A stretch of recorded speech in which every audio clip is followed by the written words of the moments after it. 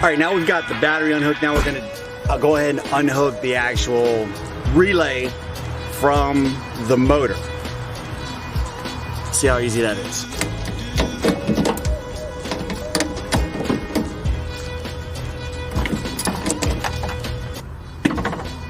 Bottom, cool. Cool beans. Top.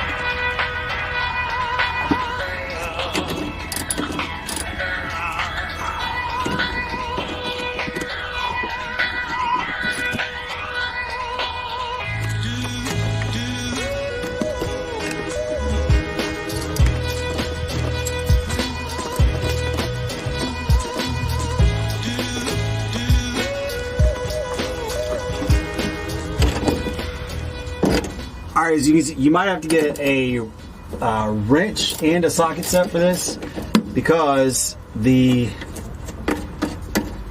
locking nut on top actually turns the same way as the nut on the bottom. So you might have to get a wrench